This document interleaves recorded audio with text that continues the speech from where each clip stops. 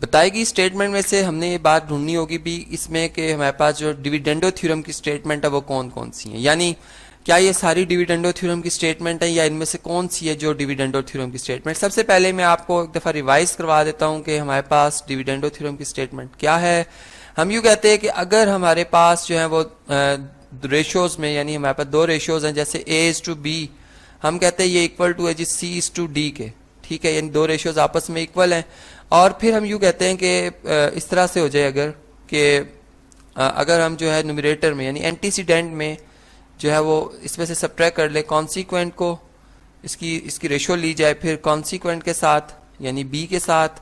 और इसी तरह यहाँ पर भी हम जो हमारे पास राइट साइड है उस पर भी हम यही करते हैं कि हमारे पास जो एंटीसीडेंट है इसमें से हम कॉन्सिक्वेंट को माइनस करते हैं और फिर इसकी रेशियो लेते हैं कॉन्सिक्वेंट के साथ, तो ये बराबर आती है। यानी मैं इसकी एग्जांपल ऐसे दे सकता हूँ कि मैं कहूँ अगर मैं 2 और 3 की रेशियो लूँ और इसी तरह यहाँ पर 10:15 लिख दूं तो ये दोनों रेशियोज आपस में बराबर है, यानी ये प्रोपोर्शन है।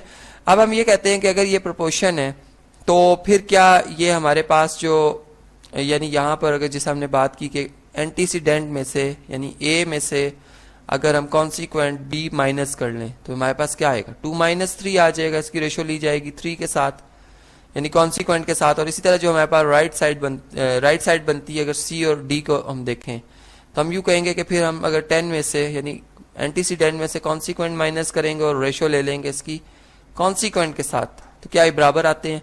जैसे 2 डिफरेंस 3 हमारे पास -1 आता है इस टू 3, और यहाँ पे अगर हम देखें तो 10 डिफरेंस 15 -5 बनता है रेशियो 15। अब आप देखो कि अगर 5 के टेबल से यहाँ पे डिवाइड किया जाए तो 5 1s are 5, 5 3s are 15, यानी 1:3 -1:3 -1:3 बराबर आ रहे हैं। यानी इसका मतलब है कि ये ऐसा होल्ड करता है और इस स्टेटमेंट को कहते हैं जी डिविडेंडो प्रॉपर्टी। और यहाँ पे अगर आप देखें तो हमारे पास अब कौन सी स्टेटमेंट है जो डिविडेंडो प्रॉपर्टी के मुताबिक है। जैसे अगर हम पहली स्टेटमेंट को देखें तो a रेशियो b और c रेशियो d बराबर है, और इसमें हम कह रहे हैं कि b is to a is equal to d is to c, यानी b को a की जगह लिख दिया और a को b की जगह, इनके आपस में क्या कर लिया जी हमने इनको इनमें इन्वर्स प्रॉपर्टी लगा दी। यानी जो हम अगर देखें तो इन्वर्टेंडो प्रॉपर्टी है ये बेसिकली इसको हम कहते हैं इन्वर्टेंडो प्रॉपर्टी है, इन्वर्स कर लिए गए हैं जो कि फिर हमारे पास डिविडेंडो प्रॉपर्टी नहीं है। तो इसको हम रॉन्ग कर देंगे कि ये नहीं है। और ये हमारे पास कौन सी प्रॉपर्टी थी जी, इसको मैंने कहा था कि हमारे पास इन्वर्टेंडो प्रॉपर्टी है।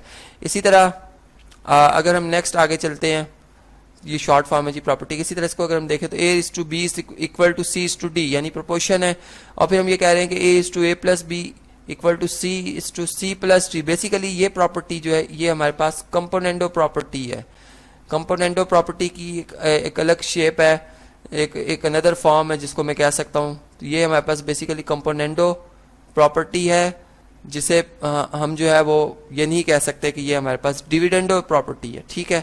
इसलिए ये ऑप्शन भी क्या हो जाएगा जी रॉन्ग हो जाएगा। फिर अगर हम थर्ड ऑप्शन की तरफ आते हैं तो हम ये कहते हैं कि अगर a is to b equal to c is to d है then a difference b is to b और c difference d is to d ये बराबर होंगे। यानी यही बेसिकली यही वो प्रॉपर्टी जो कि अभी मैं आपको ऑलरेडी समझा चुका हूँ। तो यही है हमारे पास डिविडेंडो प्रॉपर्टी। आपको एक इन्फॉर्मेशन बताता चलूं कि हम चूंकि a और b का डिफरेंस ले रहे हैं तो यहाँ पर ये बात याद रहे कि a और b जो है वो बराबर नहीं होंगे। और इसी तरह अगर हम यहाँ पे देखें तो c और d भी बराबर नहीं होंगे। अब क्यों नहीं होंगे बराबर, इसलिए बराबर नहीं होंगे कि अगर ये बराबर हो जाते तो ये हमारे पास 0 आ जाएगा और ये भी आंसर हमारे पास 0 आ जाएगा। और जब इस पे अगर हम इन्वर्टेंडो थ्योरम अप्लाई करें तो ये हमारे पास एनी नंबर डिवाइडेड बाय 0 जो है वो हमारे पास आंसर क्या आ जाता है जी वो अनडिफाइंड हो जाता है। इसलिए हमने कहा कि ये आप यहाँ पे इस चीज़ का ख्याल रखेंगे, a और b ये आपस में बराबर नहीं रखेंगे और इसी तरह c और d जो है ये भी आपस में बराबर नहीं रखेंगे।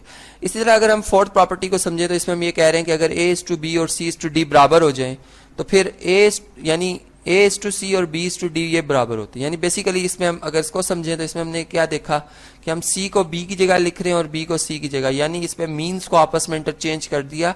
अल्टरनेंडो प्रॉपर्टी है ये तो हम यहाँ पे कहेंगे कि ये जो प्रॉपर्टी है ये हमारे पास अल्टरनेंडो प्रॉपर्टी है। इसको हम जो है वो डिविडेंडो प्रॉपर्टी नहीं कह सकते। तो ये बात भी याद रहे कि ये भी फिर हम इस तरह इसको कह देंगे ये ऑप्शन भी रॉन्ग है। तो इस तरह हमने दो बातें सीखी, एक कि डिविडेंडो थ्योरम क्या है और दूसरी बात ये कि क्या जो हमें बताई गई कंडीशन थी वो कौन सी हैं, क्या वो एग्जिस्ट भी करती हैं, यानी उसमें जो बात की जा रही है वो क्या एग्जिस्ट भी करती है, अगर करती है तो फिर वो किससे लिंक करती है। तो ये बात हमने यहाँ पर समझी।